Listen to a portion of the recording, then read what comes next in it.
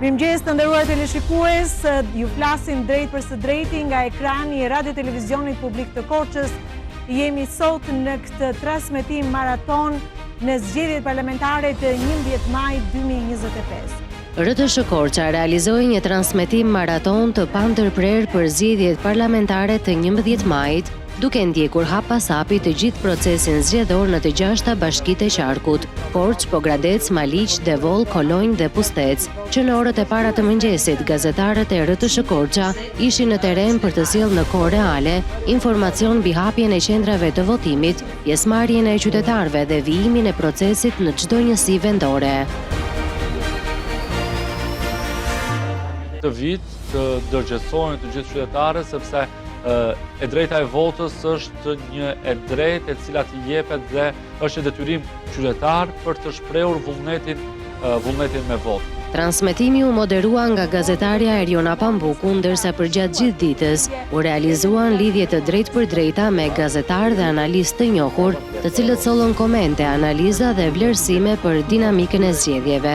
Ndër zërat analitik të përfshirë në këtë transmetim ishin Ben Andoni, Mentor Kikia, Artur Nura, Roland Qafoku, Sami Neza dhe Albert Rakipi. Ndërkohë në studion e RTS Korça dhanë opinionin e tyre për procesin edhe të ftuar të tjerë, si Esmeral Gjafa, avokat, Ilir Jano, gazetar dhe kryetari i shoqatës Zëri i Emigrantit, si dhe Nestor Dede, president i rrjetit shqiptar të bizneseve në Greqi.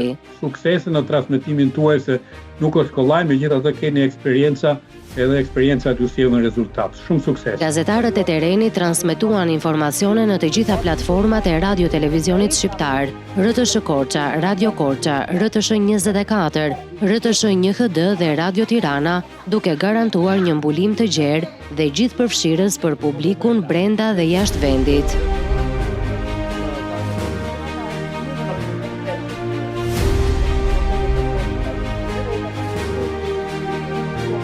Pas mbylljes së qendrave të votimit, RTS Korça vijoi transmetimin me ndjekjen e dorëzimit të materialeve zgjedhore në KZAZ përkatëse dhe më pas me raportime të vazhdueshme mbi procesin e numërimit të votave.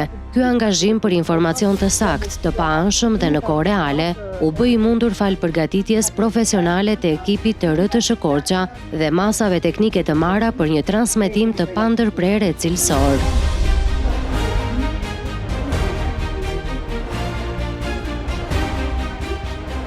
Ky transmetim maraton u konsiderua si një tjetër sukses në misionin informues të RTS Korça në një nga ngjarjet më të rëndësishme politike për vendin.